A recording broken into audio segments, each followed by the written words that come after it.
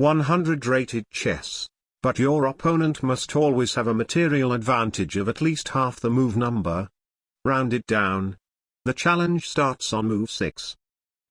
Sounds absolutely impossible and can easily get messed up by my opponent. But of course, I never back down from a challenge. We get a 123 from Argentina. E4. Let's give him some materials first. D5. Losing a pawn extends the game for 2 moves and also opens up my position, probably the cheapest price possible for this kind of challenge. Unless he doesn't take.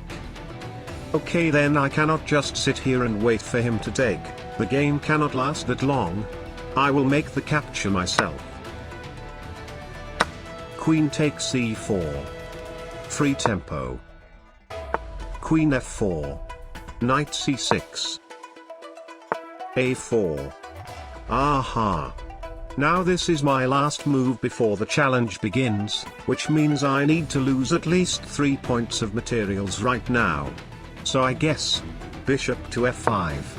I mean, if he doesn't take my bishop the video ends, but since it is literally right next to his queen, there is physically no way he doesn't see it.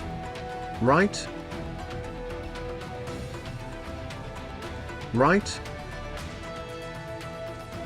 No doubt. E5. H4. Next move is the 8th move, which means I have to lose at least 1 more point of materials, but actually I think if we have to consistently keep track of the challenge like this and have to blunder things every few moves, it will be very annoying and difficult to execute a good offensive sequence. Therefore I have ultimately decided to gain ourselves a good chunk amount of moves. Man. If I came up with this earlier, maybe we didn't have to lose Carlos. Bishop takes d2. He is plus 11 now.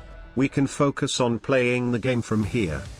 I want to go knight d4, but that blunders a pawn, so I guess, bishop d6 first. Knight c3. Knight d4. Rook d1. Aha.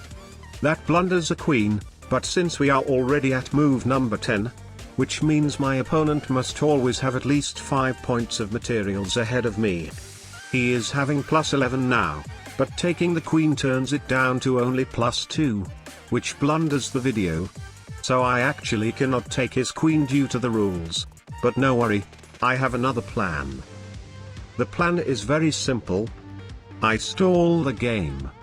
I will sit here and wait for the next 2 minutes to come by, and within that time, my opponent should be able to see that he has just blundered his queen, and even though I have also blundered my queen, human psychology usually struggles to accept such a loss of an advantage.